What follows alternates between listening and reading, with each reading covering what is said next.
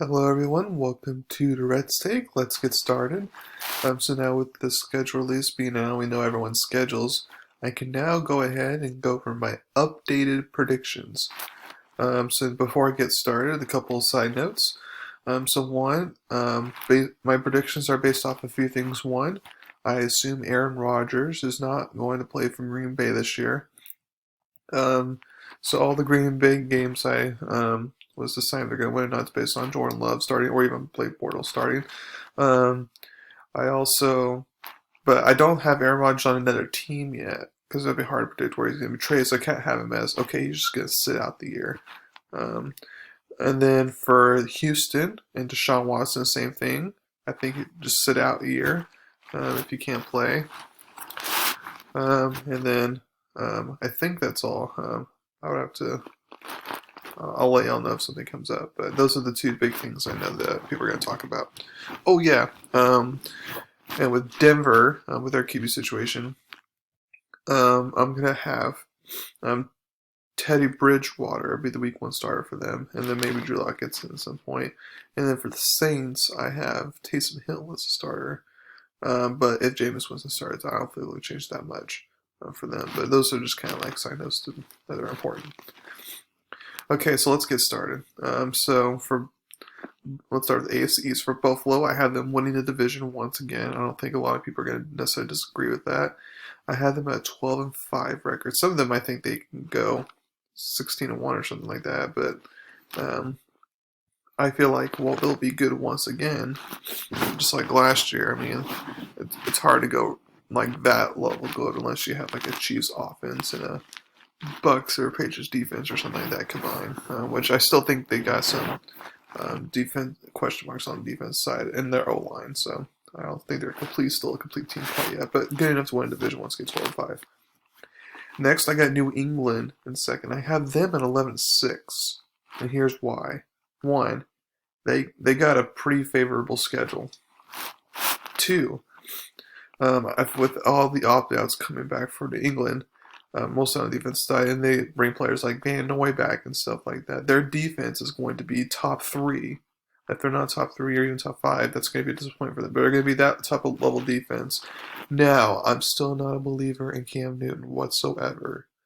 But I feel like if Cam Newton could just play, competent, or mediocre, just don't screw things up, then they can win in spite of Cam, or let's say they even go to Mac Jones in spite of Mac Jones, and they can get to 11-6. Miami, I have them at 9-8. I feel like you remember in my last podcast I talked about how did not get a scheduling break. I feel like that's going to cost them.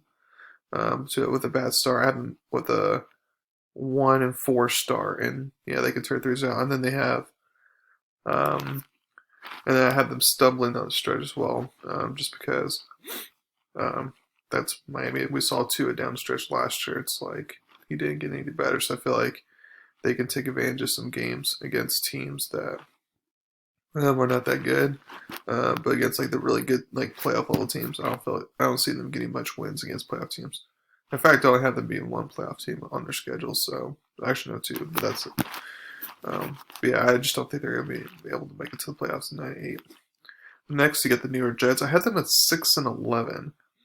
Um, a lot of people feel like they're going to be really good and they're going to suck, and they are. But I feel like, again, if this can be like the New York Giants of last year, with the first year head coach, establishing the culture, establishing the system, being competitive in the games, I feel like that can be what they're kind of going for this year. And they could do that, and I'm going to have their chances on what they do later on. Let's see. So, and then, and then moving on to the AFC North, I got Baltimore winning the division once again at 11-6.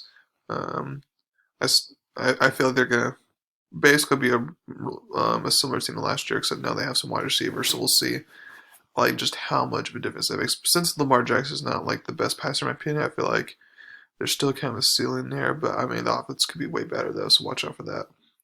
Cleveland, I also have them at 11-6 with Baltimore at the tiebreaker there.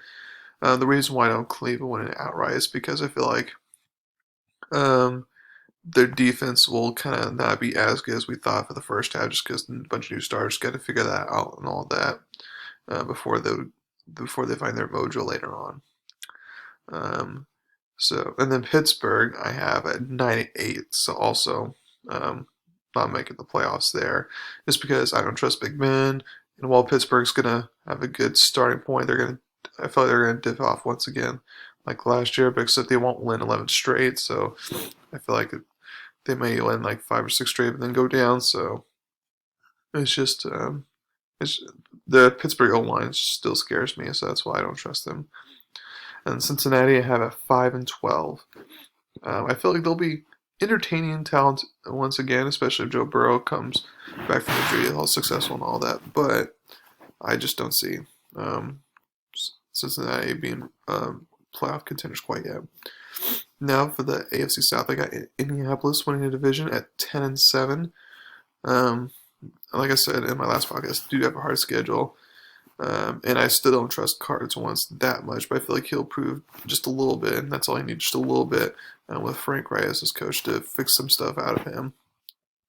And with that Colts defense, and they got a good enough offense and all that, because this is kind of like a Super Bowl level roster. Carson Wentz just has to be competent, like Philip Rivers was last year, for them to be competent. He could be just Tennessee. Now I have them at surprising 6-11, and here's why. I just don't. So we've seen. I saw as Ryan Tannehill went to Tennessee, he became all good. Well, the main reason for that is because of offensive coordinator Arthur Smith, who's now in Atlanta. So now it's like, okay, with a different offensive coordinator, how good is Ryan Tannehill actually going to be? I feel like there's going to be a drop off there. Also, they lost a couple good key players for agency, like Jalen Clowney, Corey Davis, stuff like that. And then as far as their free agency and draft goes, I mean, they got Buddy Pre, but other than that, it's just like I feel like they didn't get a lot of good pieces in the draft, especially to kind of fill all their needs. So I feel like that's going to cost them here, even though Mike Vrabel's a good coach and all that. And then also, like I said, eventually Derrick Henry's going to fade out, as all running backs do. So maybe this could be the year that happens. And if he does, then they're definitely going to lose. Jacksonville, I got at 3-14. They can win a couple games and they could be exciting offensively, but just they're not going to be able to stop anyone defensively. And I feel like it's going to be hard for them to win a bunch of games still, especially the whole Urban Meyer, Tim Tebow controversy and all that. It'll be interesting to see how that shakes out. And then Houston, I have it 1-15. I just do not see them being good with Tyrod Taylor as their quarterback, or even David Mills, who they drafted. Again, if Deshaun Watson is the full 17-game start for the season, I still don't think they're playoff worthy because their roster's still bad. But okay, you can talk about winning 3 or 4 more games, but assuming he's out, then only one win there. Okay, now for the AFC West, they got Kansas City obviously winning the division once again at a 14-3 record, although they'll lose the last couple of games because they would have clinched number 1 seed type of thing. So, but they're going to be really good. Like, for example, this may come as a shock to you, especially since there's some hard opponents on here. But I have them winning like their first 12 games before they start losing some. Like, I feel like they're going to be that good. And I'm not saying they're going to win every game by blowout. There's going to be some definitely close nail-biter games. I'm on that win streak, but I feel like, again, they fixed their offensive line, and they drafted well, so I feel like it's going to bode well for them this year. The Chargers, I have them at 11-6, and it's interesting because I have the Chargers off to a bad start. Like, I have them starting off 1-5 because they got a bad break to start off their schedule. But then their schedule, for the most part, kind of lights up for the second half. I feel like that's by then the offensive line could be clicking. The rookie head coach can get more games under his belt, start to become better, and then therefore they can start to rattle off a bunch of wins. So I had them going 11-6 and making the playoffs as well. And then Denver, I have at 9-8. So for basically my scenario here is that they start off Teddy Bridgewater with easy wins, so they can start 3-0 potentially. But then I would have them losing 5 games in a row, 5 games in a row, start off 3-5, and at that point, you're like, okay, now we can bring Drew Lock in. He's been humbled. He potentially has learned from this. Let's see what he can do. And then Drew Lock can make it interesting, but I have them, again, being a 9-8, so just mediocre at best. And then Las Vegas, I have them at 4-13. With a bunch of offensive line pieces they traded away and got rid of, And the fact that they still didn't address a bunch of defensive needs. Their safeties are better now, but like they still got corner, like they still got a bunch of defensive holes still. I just don't trust Las Vegas on that. Obviously, John Gruden, I just don't trust him. You know, in the month of December, January, and that's where their schedule is actually the hardest. Um, so I just feel like they're not going to be good, and it's going to be bye bye John Gruden. So that's for the AFC. So to kind of recap, the Chiefs would be number one. Buffalo would be number 2 seed. Baltimore 3 seed. Indianapolis 4 seed. And then since I have the Chargers being both Cleveland and New England, they would get tiebreaker as 5th seed. And then I have Cleveland. I have the tiebreaker with New England, so Cleveland get the 6th seed there. And then the 7th seed go to New England. Okay, so now for the NFC, I'll try to go over this as quickly as possible. Dallas, I have a 10-7 again because I think they got a bunch of winnable games early on. I feel like that's going to bode well for them. And while they're not going to be as good towards the end of the year, I feel like with that enough of a cushion, they get enough of a cushion at the start, they can be fine and they can go 10-7, even 9-8, and make the playoffs.